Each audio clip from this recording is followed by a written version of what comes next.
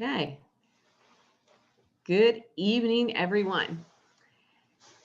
Tonight, Carolyn and I are going to share with you some information that we feel is really critical to our overall health. We're going to talk about the root cause of dis-ease. No one wants to be in pain. No one wants to feel bad. We all want to live a high quality life. And so we're going to just share some food for thought this evening with you regarding that.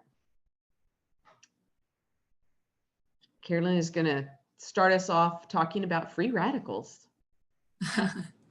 Hey guys. Okay, well this is exciting for me because I love teaching classes where I learn a lot about the science of how the body works. And what I would say is that when I first heard about free radicals, it was years ago, and it was something that I never really understood as to what exactly free radicals were. I just knew that I didn't want too many of them in my body.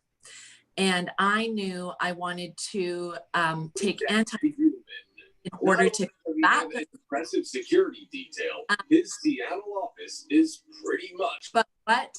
Oh, I think somebody might have. Oh, good. I think they've muted now. Thank you. Sorry.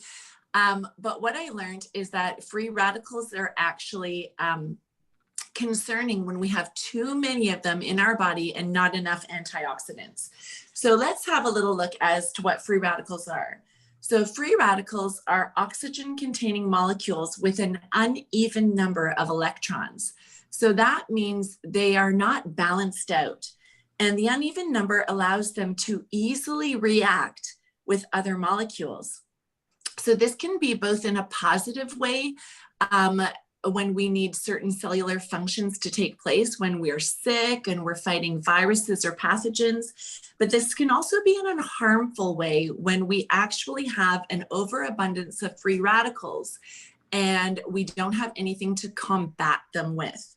So free radicals can cause large chain chemical reactions in our body because they react so easily with other molecules. When these reactions occur, it's called oxidation. As I said, they can be beneficial or harmful. Antioxidants are molecules that can donate an electron to a free radical without making themselves unstable. And this then causes the free radical to stabilize and to become less reactive. And that's really crucial when we think about how to keep our bodies in homeostasis. We want to make sure that we have a balanced amount of free radicals and antioxidants. So I'm just going to go to the next slide here.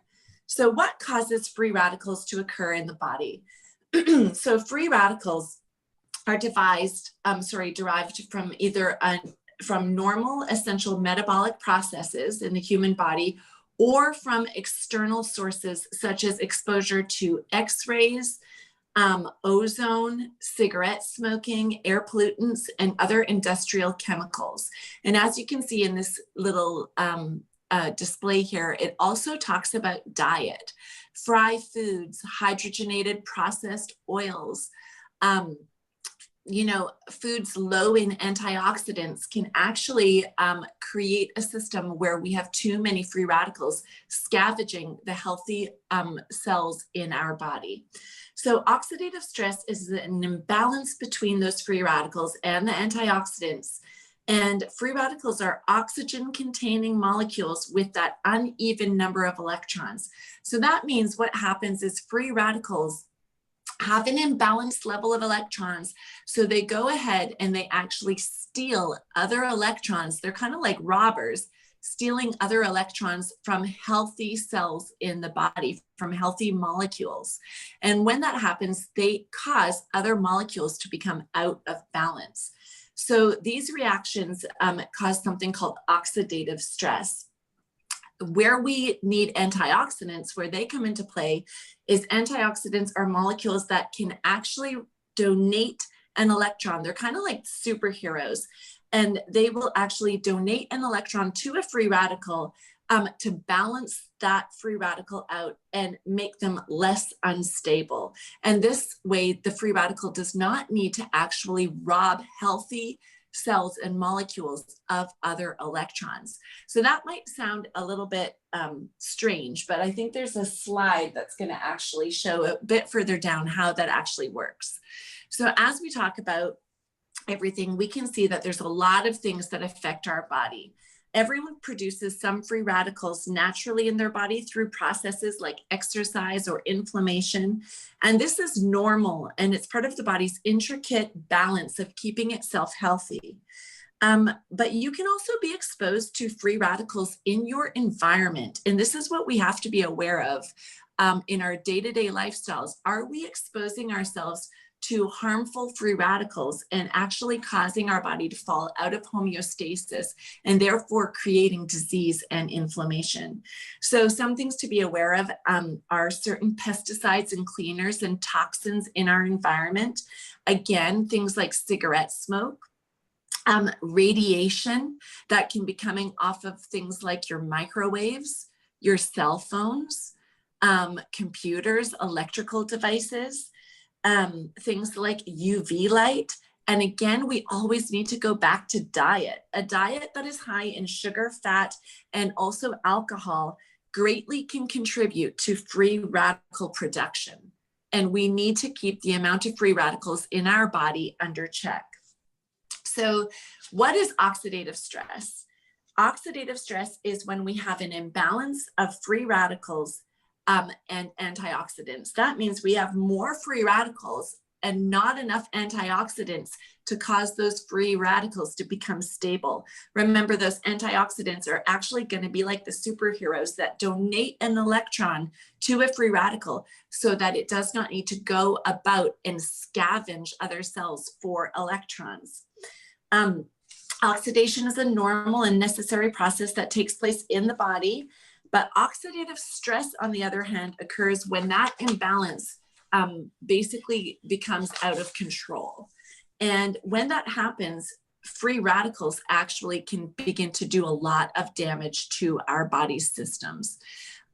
So we need to make sure the balance between free radicals and antioxidants is actually something that we actually have control of. So moving on to the next slide here. How free radicals function. So just in this slide, you can kind of see the normal cell is healthy. It's got oxygen. Its molecular structure is solid. It has a balanced number of electrons and it's in homeostasis. Now, once free radicals begin to attack that healthy cell, they begin to rob that cell of electrons so that they can steal them for themselves. And that's making a healthy cell actually sick. And once those cells become damaged, this is where oxidative stress, where the term is created, where the cell now undergoes a very stressful period, and without actual antioxidants to rebalance and to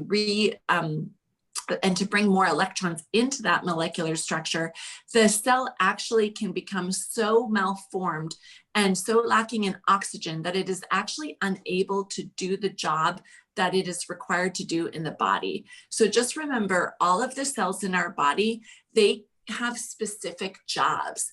And when our cells are mutated and they're lacking in oxygen and they're under attack, those cells can no longer perform regular cellular functions. And when we have an abundance of cells that can no longer perform regular cellular functions, actually we have a lot of different types of diseases that can occur. So prolonged oxidative stress damages our DNA and other important molecules and can even sometimes lead to cellular death. This can increase our risk of things like cancer, and also it plays a really active role in the aging process. As you see here, if we're kind of looking at the example of the apple, that is kind of a beautiful, well, it's not very beautiful, but a very realistic, visual as to a normal cell, a cell attacked by free radicals, and then eventually a cell that has significant state of oxidative stress. So several lifestyle stress and environmental factors are known to promote excessive free radical formation. And these things include things that we've gone over: air pollution, cigarette smoke, alcohol intake, toxicity levels in the body being too high, high blood sugar levels, radiation, bacterial, fungal, and viral infections, excessive intakes of different minerals, too much or too little oxygen in the body. So think of people who have anemia and deficiencies, an antioxidant deficiency. Okay, so when we think of oxidative stress, we know that it attributes to these symptoms. And a lot of times I know that I believed for a long time that as we aged, certain things were supposed to happen. We were supposed to begin to look older. Our skin was supposed to look duller. Our hair wasn't as shiny and thick. It would possibly fall out. When you think of people that are aging, you think of people having memory loss. And I used to think that these types of things were just part of the aging process. But in my, new awareness of how the body works, aging is not actually supposed to include all of these things. We can age strong and healthy and well, and we actually can grow older and be very, very healthy and still maintain great cellular function and have mobility and not have arthritis and not have cancers and heart disease and immune deficiencies and obesity and not be susceptible to, neurological disorders like Parkinson's, multiple sclerosis, susceptible to strokes and vision loss. These things are significant signs of oxidative stress in the body that we actually can prevent. These are not things that should occur to us as we age. So what are antioxidants? Let's go into this. So as you see in this cute little graphic here, antioxidants are like superheroes. What they're going to do is they are going to actually donate willingly an electron to an unstable free radical. And this is going to allow a free radical not to have to steal an electron from an otherwise healthy molecule or healthy cell. So if you think about it, if you are experiencing any of those symptoms that were just described, or even other ones that were not on that list, there's a high probability that you may have an overabundance of free radicals in the body. And what you may be very well lacking is a sufficient amount of antioxidants. Free radicals are restored to happy, healthy molecules thanks to our superheroes, antioxidants. And this is why antioxidants are crucial to maintaining not only wellness as we age, but for us so that we can prevent disease from occurring in the body. So where do we find antioxidants? We're going to find them, of course, in food sources, fruits, vegetables, other plant-based whole foods, in vitamins such as E and C, and in definitely our diet. We need to look at our diet. And also we need to look at our surroundings when we think of free radicals and when we think of antioxidants, because as much as we want to actually include antioxidants in our bodies, we want to make sure that our environment is not so toxic that free radicals are occurring in an unhealthy way. So there's a lot of things that we actually can do to maintain that balance in our body and prevent oxidative stress from occurring in our lives. At this point, I'm going to pass you off to Rhonda, who's going to talk a little bit about inflammation in the body and how it affects us. All right, so inflammation, most of the time we think about inflammation, we think about, we've injured ourselves and we swell or something like that. But really, inflammation is both our friend and our foe. So I'm going to explain what that means, because right now that's probably you're probably scratching your head a little bit. So inflammation has been known in the health world as the silent killer behind degenerative diseases, all of them. It's our body's attempt at self-protection. So inflammation's goal is to remove harmful stimuli, including damaged cells, irritants, and pathogens, in order for the healing process in the body to begin. Now, if we think about a bruise or a wound, and you know how it will look puffy at first, that's a sign of inflammation. And that's a good sign. That's a good type of inflammation, because the white blood cells are mounting a defense in that area of the body. So we know that occurs anytime that we have a minor or a major injury. And we know that inflammation will appear and it will remain there for, usually a few days, sometimes a few weeks, depending on how severe and how difficult it is for the body to heal that area. Now, the problem comes in when inflammation is in the body and there's no reason. And most of the time, you guys, we aren't even initially aware of that. So therefore, it's called the silent killer. Now, let's take a look at the different types of inflammation, because I already hinted about that a little bit. There are actually two types of inflammation, acute and chronic. So acute inflammation begins fast and it lasts for a few days and possibly a few weeks, again, depending on what's happened. Acute inflammation is often easy to see or feel. A person may experience pain, immobility, swelling. Some examples of acute inflammation would be like a common cold, the flu, bronchitis, headaches, hives, joint pain, bruises, infections, cuts, things like that. Now, on the other hand, chronic inflammation can last for months and even years. It occurs from chronic exposure, so long-term, maybe continual exposure to a low-intensity irritant or toxin, just like Carolyn was referring to the free radicals and leading to oxidative stress. That leads to chronic inflammation.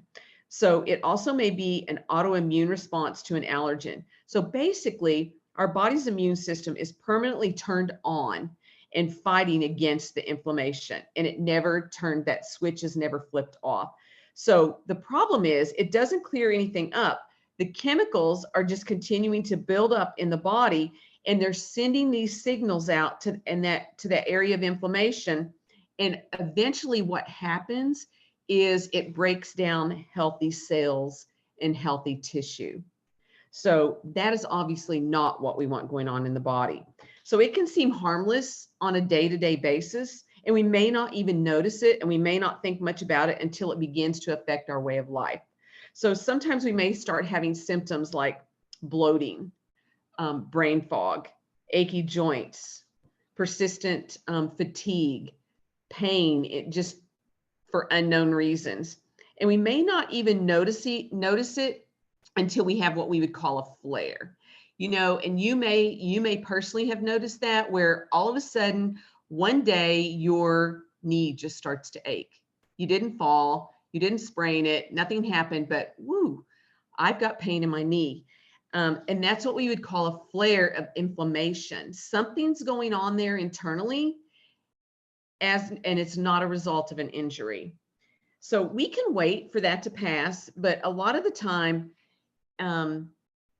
it will go away for a while, and then typically when it's chronic, it will come back, maybe again and again, and maybe over the course of a few years, it gets less. The time between those flares becomes less and less long. They become more frequent.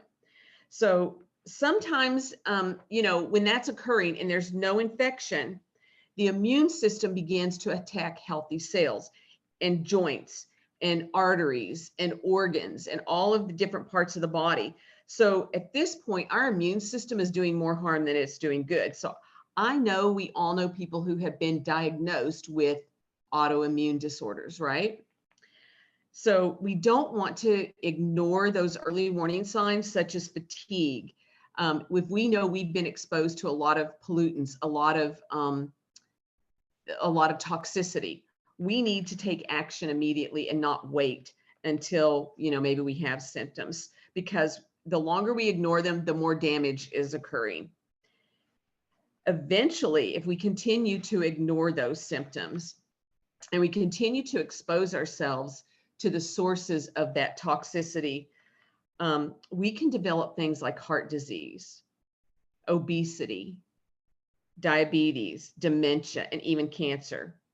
So even some of these things are common in our genetic history, but that doesn't mean that they have to be, that we have to take those on. We can still do things and be proactive to avoid those things. So let's take a look really quickly at just several symptoms that we might have that might alert us to that we've got some inflammatory things occurring in the body. Redness, tenderness, swollen joints, joint tenderness, joint stiffness, loss of joint function, fever, chills, fatigue or loss of energy, headaches, loss of appetite, and muscle stiffness. All of those things could be an indication that there's too much inflammation going on in the body for non-specific reasons. Now, if we just look at this chart, there are so many different things that are a result of chronic inflammation. So researchers can trace just about every type of chronic illness back to inflammation within the human body. So some of the things that we could look at would be asthma and allergies. They arise from inflammation within the lining of the airways. Damage to the intestinal linings can lead to things like celiac or Crohn's. Inflamed cytokines can cut off blood flow to the kidneys, leading to hypertension and other ailments. The same cells incite autoimmune reactions in the brain, opening us up to depression, memory loss, Alzheimer's, those types of things.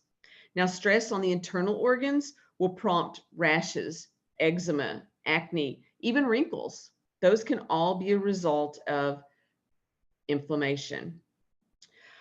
Inflammation slows the ability of our bones to repair, and it weakens them, possibly resulting in more fractures and atypical type fractures. Causes extra strain on our heart, arteries, and veins, making the cardiovascular system have to work a lot harder. It causes a rise in our blood sugar levels and greatly increases our risk of heart disease or stroke. Not anything any of us want. Now, let's take a look at this for a minute. Some of these statistics are a little bit older, and I tried to find the, the most recent ones that I could. But according to the World Health Organization, or WHO, chronic inflammatory diseases are the most significant causes of death in the entire world. So the prevalence of disease associated with chronic inflammation is anticipated to increase persistently for the next 30 years in the United States. All the way back in 2000, which 20 years ago, so we know these numbers have increased greatly. There were nearly 125 million Americans at that point in time living with chronic conditions. And just to give you an idea, 21% had more than one. That's a lot of people, you guys.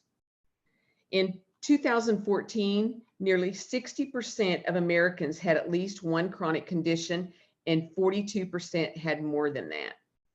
Worldwide, 3 of 5 people die due to chronic inflammatory diseases such as stroke, chronic respiratory diseases, heart disorders, cancers, obesity, and diabetes. So if we just look at the information on this slide, diabetes in 2015, 9.4% of the American population resulted in that being the 7th leading cause of death in the US. 9.4%, you guys.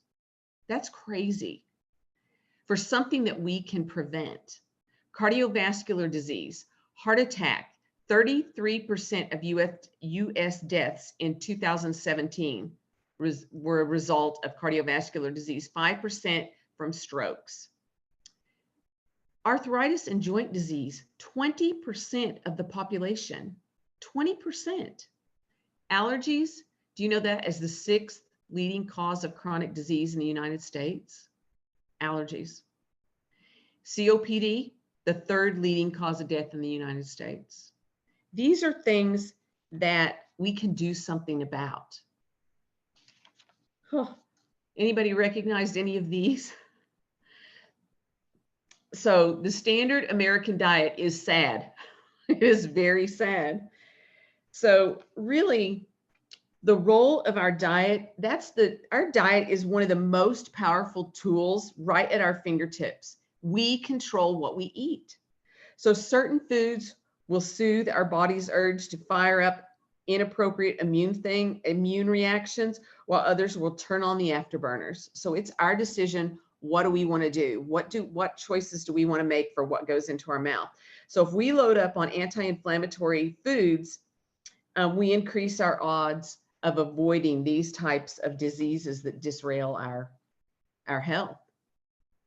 And did you know that 70% of our immune system functions out of our gut? 70%. Therefore, it just makes sense for us to make good choices with our food. When the lining of the stomach becomes damaged, food can escape through the holes. Now, just think about that for a moment. Seriously. And it gets into our bloodstream. Is that really what we want? No, I don't think so. That type of toxicity in the bloodstream.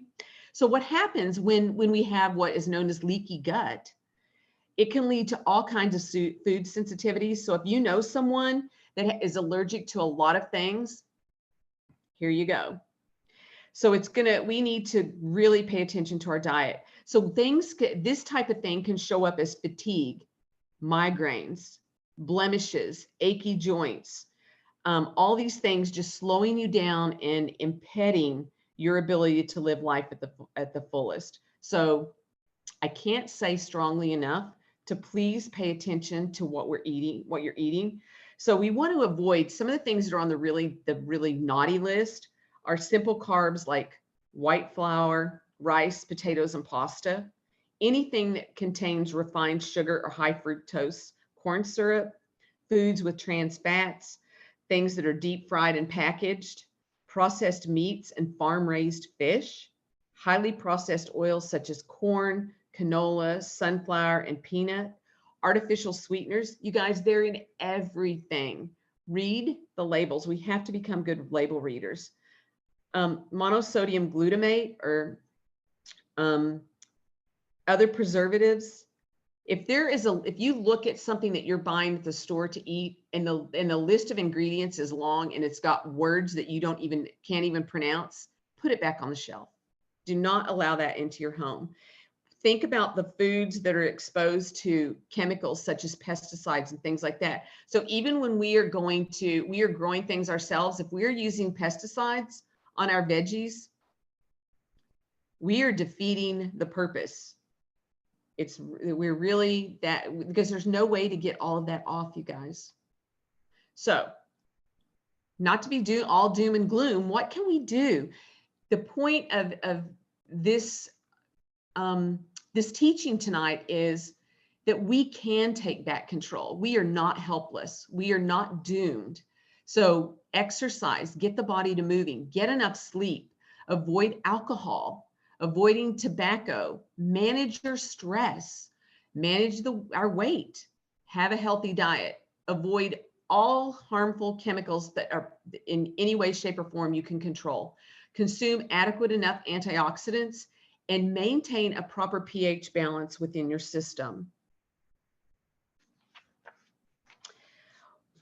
We're going to look now at the chemical side of this because we've talked about free radicals, oxidative stress, all of these other things, inflammation. Now let's get down to the nitty-gritty of where we live.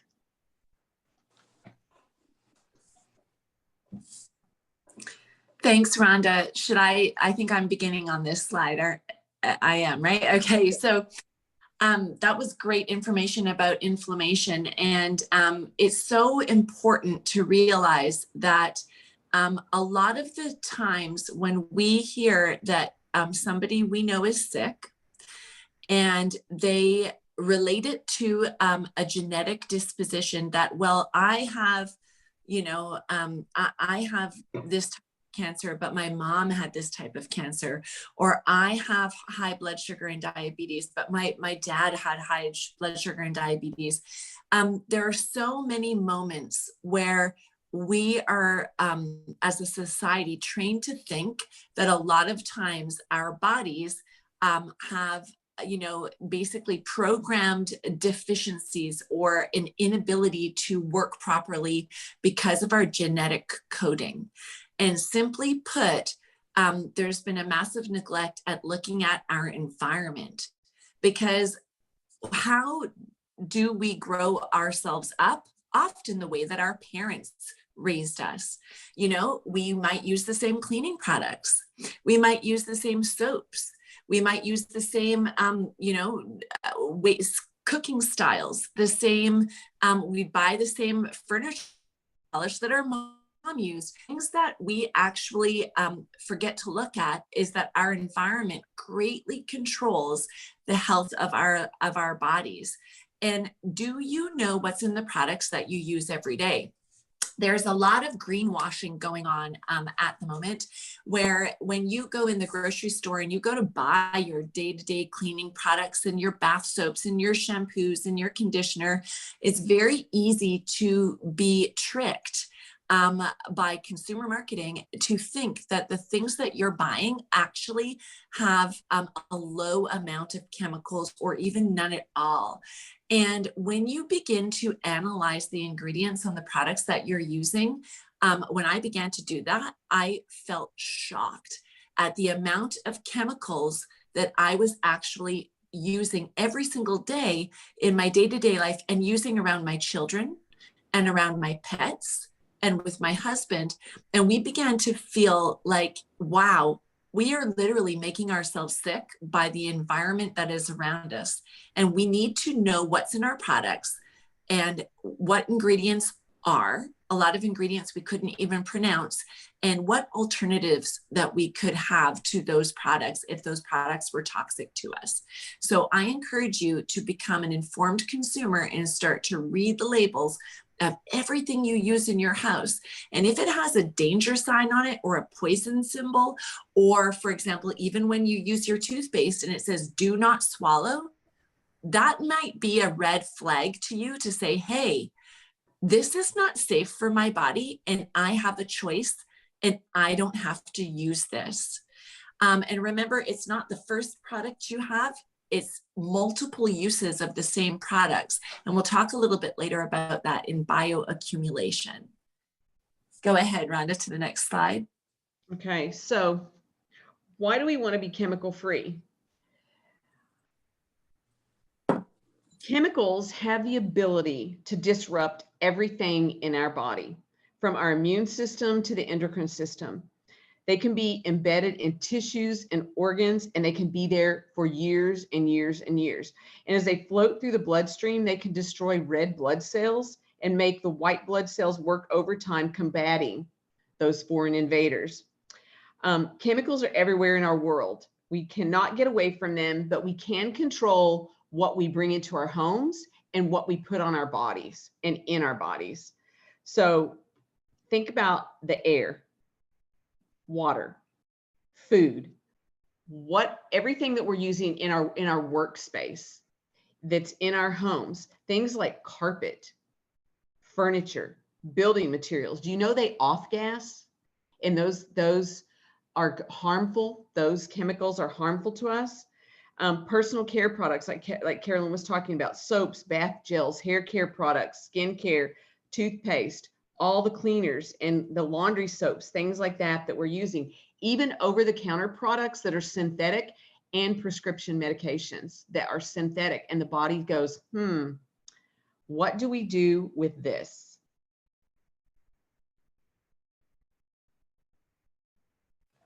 Sorry. So when you think about that, it's actually really eye-opening. If you were to walk through your daily routine, you wake up in the morning, and where do you start?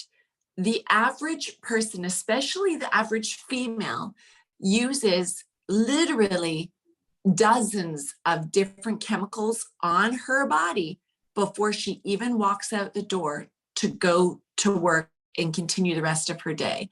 So think about things like our toothpaste. Does it have fluoride in it? What other, materials and chemicals are in your toothpaste? Your mouthwash, your shampoo, sodium lauryl sulfate, propylene glycol, your conditioner. A lot of these chemicals that are in these products that we use every day are the same chemicals that are known carcinogens, the same chemicals we use when we're actually cleaning the engine on our car, the same chemicals that you can find in paint. When you start to realize what these chemicals are, you do not want to be putting them on your body. And keep in mind, our bodies are not waterproof. There used to be this notion that if we didn't eat it, it was safe for us to consume. The minute you put something on your skin, it is beginning to soak through those 7 layers of skin and into your bloodstream and directly affect your organs, your tissues, your hormonal secretions. It's affecting every aspect of your life just by putting something on. What about the perfumes that we breathe in? You know, what about the makeup that you're using? I remember I used to, as you know, a young woman in my 20s, I loved those makeup palettes that you could buy actually around Christmas time. And there were like 15 different eyeshadows and 20 different lipsticks. And I remember they were really economical. They were like $25 for an entire makeup kit. But what was in that? And that we are using every single day, every single time we go out.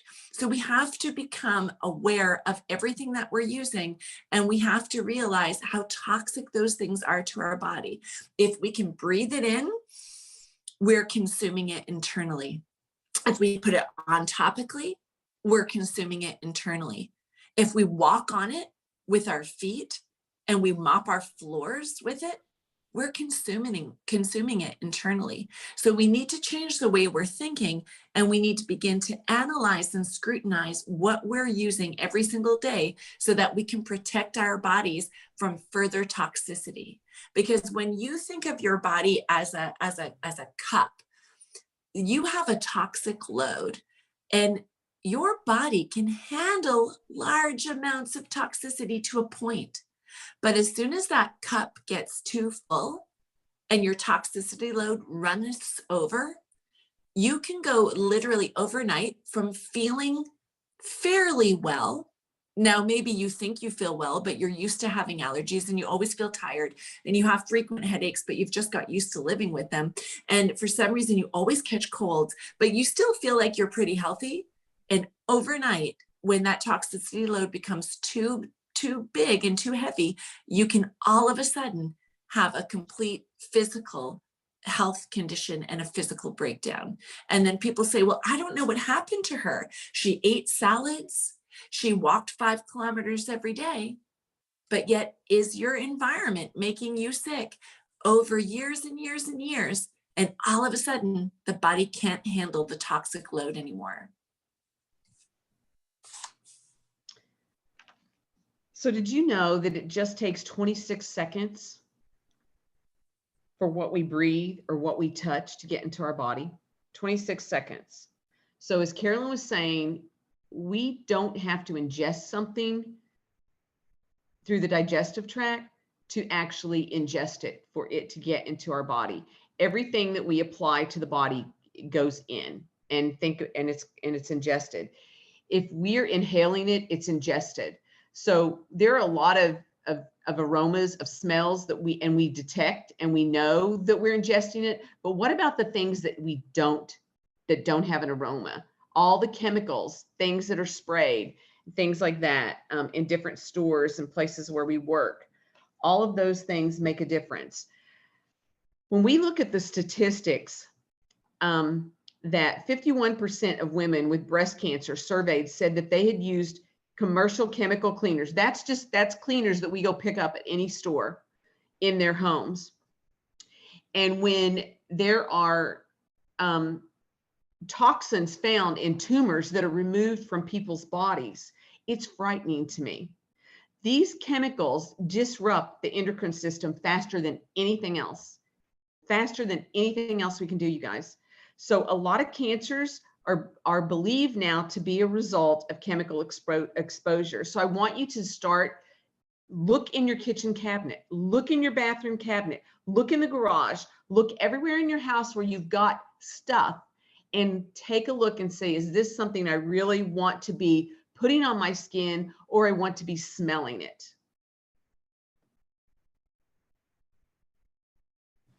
So when we look at how they measure toxicity in different countries, this slide is really alarming to me. So it says in Europe, there are more than 1,400 known toxic chemicals that are banned for use in personal care products. So think about that, 1,400 toxic chemicals that are not allowed to be in the products that are sold on the shelves in European markets and in European stores. In Canada, there are 1,200 toxic chemicals that are banned. So that's actually considerably less chemicals banned, 200 less chemicals. But what I find very alarming here, that is in the United States of America, there are only 11 toxic chemicals that are banned for use in our personal care products. Only 11. So how can we trust what is in the products on the shelves of those stores? And we were raised as children, and I know I came from a generation where you trust what you were told. If you went to a grocery store or you went to a pharmacy and something was being sold on the shelf, my parents taught me that that was safe to take. Cough syrup, Tylenol, allergy medication, bug spray that we put on our bodies, which has DEET in it, which is a known cancer-causing agent. All of these things that we are legally allowed to use by the government, but yet only 11 toxic chemicals are banned from the products. So what has happened to the other 1,389 chemicals? Those are allowed in our products. So we can no longer, unfortunately, just trust that we're being looked after. We have to become the masters of our own universe, and we have to also educate our children, educate our parents who don't possibly think the same way we think.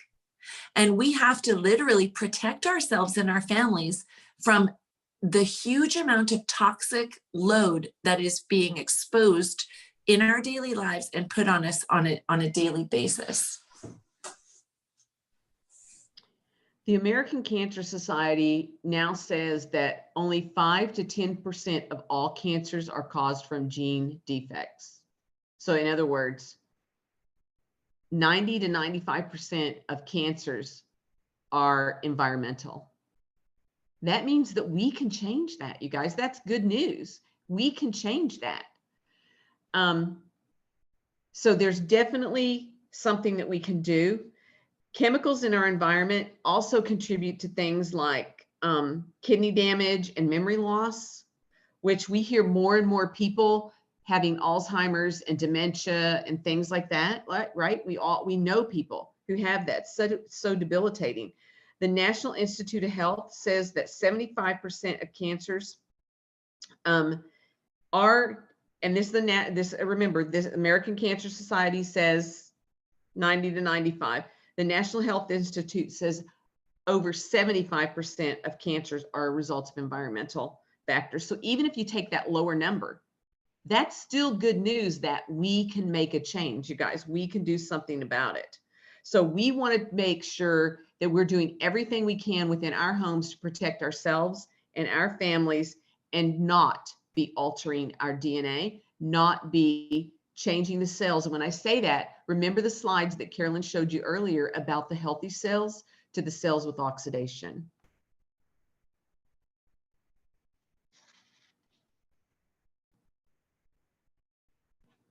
Carolyn, you're muted. Sorry. So the National Institute of Occupational Safety and Health studied 2,983 ingredients in our products at home.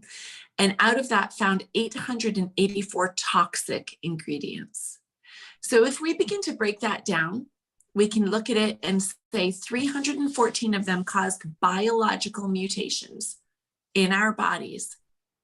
218 caused reproductive problems. Do you know people with hormonal imbalances? irregular menstruation, infertility problems, fibroid issues. 778 were toxic to the human body. So there we're talking about cancers, again, memory issues. And 146 they knew caused specifically cancerous tumors, but were allowed in the US even though they were banned in other countries. So again, we're talking about not being able to trust what's in our products and being able to be informed consumers. So if you look at this, even organic cleaners that you might get off of your shelf that have something called greenwashing, which is, you know, the labels are all natural, the colors are plant-based, and they say organic. Even organic cleaners have some known carcinogens that are just naturally derived. So we just have to know what we're putting in our bodies and know what we're using around our bodies. So we've talked about this tonight, but let's just look at this slide for a minute and really let this sink in. Chemicals have these effects on the human body. They affect our memory, our vision, acid reflux, and GERD. I want you to think about, as we're looking at this slide, how many people do you know that are affected by just even one of these? Just one. Central nervous system disorders, increased risk of breast cancer, unexplained weight gain, back pain, low testosterone levels in men, irritable bowel syndrome, joint inflammation and stiffness, and an increased risk of colon cancer. And that is just the tip of the iceberg. We've been talking all throughout the evening of different things that we know occur in the body when there's too much toxicity and inflammation. So I touched on this a little bit earlier, but this is a really lovely graphic of bioaccumulation. So basically in our lives, you have to think of it this way. Somebody once told me this, and for some reason it always stuck with me. It isn't your last meal that killed you. It's your last 10,000 meals. And that's a terribly morbid thing to think. But in reality, you know, yeah, if you put on some hairspray one night, I'm sure you're going to be fine. But what happens if you wear hairspray every single day to work for 14 to 15 years? What happens if every single morning when you wake up, you Lysol your bathroom? What happens if you wear beautiful body lotion that smells like raspberries and God knows what every single day because you want to have really nice skin and you want to moisturize? But what's in that body lotion? So again, it isn't the one-time use of something, it's the bioaccumulation that seems to be the bigger culprit when it comes to toxicity. And this is why we have such a massive, you know, red flag. It's such an emergency crisis situation in our world because we are being told that the products we're using are safe. But are they safe if they were to have been tested over a 20-25 year period? Are they safe to use every day for years and years? They aren't. They haven't been tested to be. And when you start to look at the ingredients and see repeated exposure causes all these sorts of toxic diseases and malfunctions in the body, we have to realize that bioaccumulation is a real thing. And I will tell you guys something, I'm now 46 and years go by fast. You know, when I was 26, I didn't care about all that stuff. I just wanted to wear my lipstick and, you know, drink my Diet Coke and have a great time.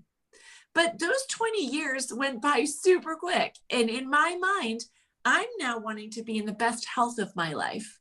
I don't want to, at this point, have a chronic breakdown of my body. I don't want to be diagnosed with a debilitating disease. So this is where we need to, from at a young age, we need to raise our families and our children up to realize that everything we do, every little choice we make matters. And somebody once told me recently, in everything you do, and in everything you use, and in everything you eat, ask yourself this one question.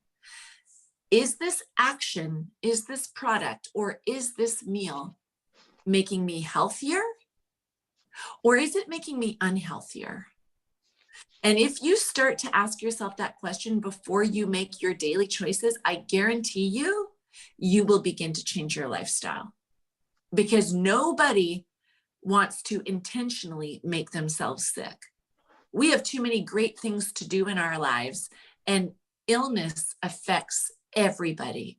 When someone is sick, not only can they not function, they can't live their dreams, but even the people around them can't function. So we need to make sure we're very aware of bioaccumulation. And bioaccumulation doesn't just affect us. As you can see here, it's a little bit of a cartoon, but we pass that along to our children. There have been tests done on cord blood of infants, of brand new infants, and there are hundreds of toxins in the cord blood. So we're passing this toxicity along to our children. And at the end of the day, you guys, what I want you to remember is we're all worth it. You're worth it. Your family's worth it. To make these choices, to learn how to shop differently, to learn to be informed consumers. We are all worth it.